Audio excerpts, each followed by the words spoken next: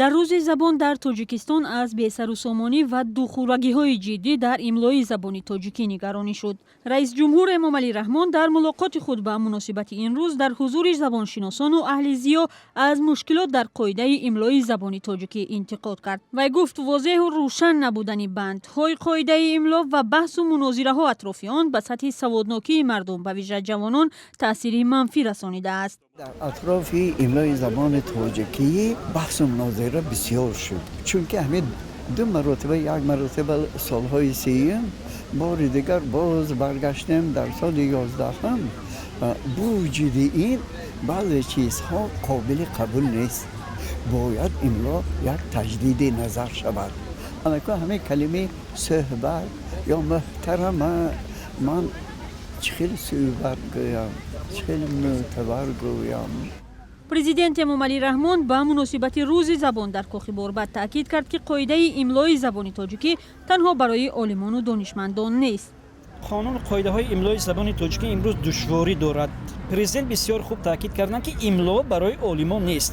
Имло барои мактаббачагон аст, барои омӯзгорон аст ва барои оммаи мардум аст.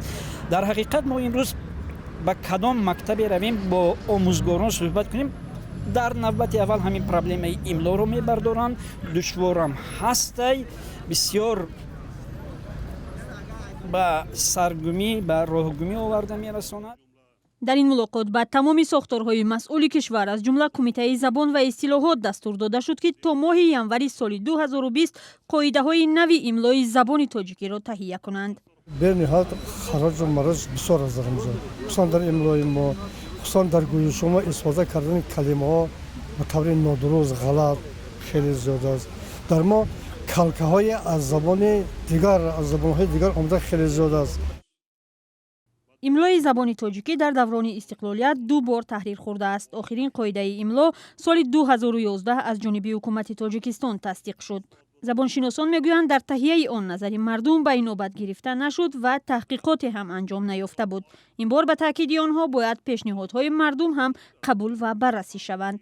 дар мулоқот бо забоншиносон раиси ҷумҳур ҳамчунин аз саҳлангории ниҳодҳои илмӣ, таҳия нашудани энсиклопедияи забони тоҷикӣ ва иҷро нашудани бандҳои барномаи рушди забони давлатӣ нигаронӣ кард.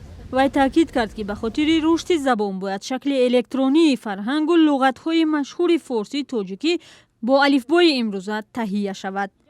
дастур барои ислоҳи қоидаи имлои забони тоҷикӣ дар ҳолест ки бархе аз забоншиносон мегӯянд таҷдиди пайвастаи имло ба манфиати кор нест.